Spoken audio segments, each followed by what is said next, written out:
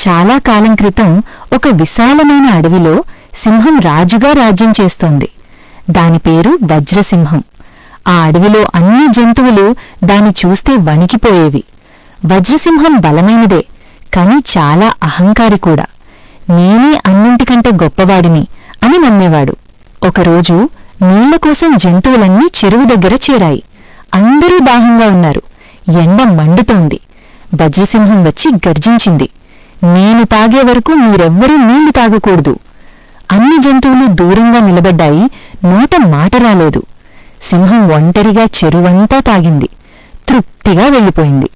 ఆ జంతువుల కళ్లలో బాధ కనిపించింది, కాని మాట్లాడే ధైర్యం లేదు. అడవిలో ఒక వృద్ధ ఏనుగుంది. అందరూ దాన్ని గౌరవించేవారు. ఆ ఏనుగు సింహం దగ్గరికి వెళ్లి మెల్లగా చెప్పింది, రాజా, నీ శక్తి గొప్పది, కాని నీ దర్పం ప్రమాదకరమైనది.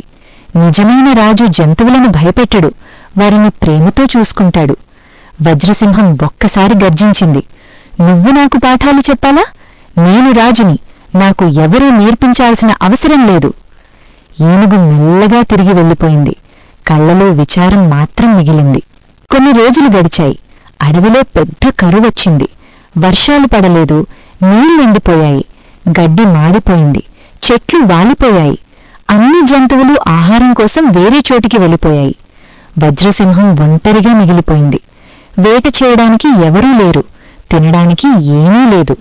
సింహం మొదటిసారి బలహీనంగా అనిపించింది. అప్పుడు దూరం నుండి అడుగుల శబ్దం వినిపించింది. ఆ వృద్ధ ఏనుగు తిరిగి వచ్చింది, నోట్లో నీళ్లు నింపుకుని. వెనకాల మిగతా జంతువులు కూడా వచ్చాయి. ఒక్కొక్కటి ఆహారం, పండ్లు మోసుకొచ్చాయి. సింహం ఆశ్చర్యపోయింది. నేను వాళ్లతో ఎంత దారుణంగా ప్రవర్తించాను, అయినా వాళ్లు నా దగ్గరికొచ్చారు. సింహం కళ్ళు నీళ్లతో నిండాయి. మొదటిసారి తల వంచింది. మిత్రులారా, క్షమించండి, నేను తప్పు చేశాను. మీతో దారుణంగా ప్రవర్తించాను. నా శక్తి మీద గర్వపడి మీ బాధ చూడలేకపోయాను. నిజమైన రాజు అంటే భయపెట్టేవాడు కాదు, ప్రేమతో చూసుకునేవాడు. ఆ మాటలు విన్న జంతువులు సింహాన్ని క్షమించాయి. అడవిలో మళ్లీ సంతోషం నిండింది. అప్పటినుండి వజ్రసింహం మారిపోయింది. జంతువులను ప్రేమతో చూసింది. నీళ్లు అందరికీ సమానంగా పంచింది. ఆహారం కలిసి తిన్నారు. సంతోషంగా జీవించారు. అడవి మళ్లీ పచ్చగా సంతోషంగా నిండింది. ఎందుకంటే నిజమైన నాయకుడికి అర్థమైంది. మీకీ కథ నచ్చిందా? అయితే దయచేసి ఒక్క లైక్ చేయండి.